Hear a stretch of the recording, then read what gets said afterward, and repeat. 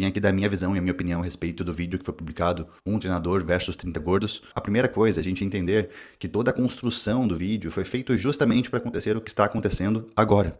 Fazer todo mundo vir comentar, opinar e engajar cada vez mais no conteúdo. Então o próprio título, quando coloca um personal contra 30 gordos, já é um título chamativo, provocativo, que estigmatiza a pessoa, como se o gordo fosse um condicionamento.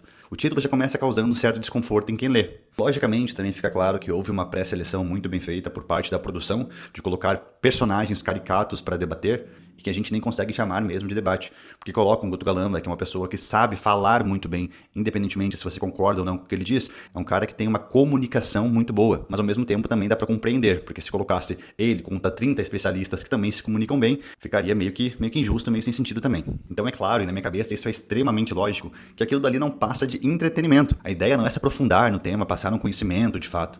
É ter esse embate polêmico, porque isso engaja muito bem. Conteúdos sérios e técnicos não engajam como esse tipo de coisa. Se tivesse ali um profissional sério debatendo com outro profissional sério, expondo as opiniões, com bons argumentos, com uma boa retórica, com ciência de fato por trás, quantas pessoas vocês acham que iria assistir? Mas seguindo, o debate começa ali já com uma frase muito polêmica, afirmando que ser gordo é uma escolha. É claro que a forma que foi colocada em primeira instância reduz toda a complexidade da obesidade e ignora toda a questão multifatorial. Mas ao longo da conversa, conforme o Guto foi explicando um pouco melhor, até que fez um pouco mais de sentido. Porque basicamente ele disse que apesar da questão genética, epigenética, do ambiente, dos fatores socioeconômicos, em última instância, apesar de ser muito mais dificultoso para algumas pessoas, não há um determinismo que faz a pessoa automaticamente ser obesa. E beleza, deu para entender um pouco melhor o que ele queria dizer, apesar da frase polêmica para engajar no início. Mais pra frente, ele pontuou um pouco sobre a questão da dopamina no córtex pré-frontal, que estava errado. Inclusive, eu vou subir um react mais detalhado no YouTube sobre isso, eu vou explicar um pouco melhor. E depois teve outro ponto polêmico falando que aceitar a obesidade é um pecado. E aí ele estava se referindo especificamente à gula, que é um dos 7 pecados capitais. Mas é importante diferenciar as coisas. A Bíblia não condena um corpo gordo. O foco está no comportamento totalmente descontrolado,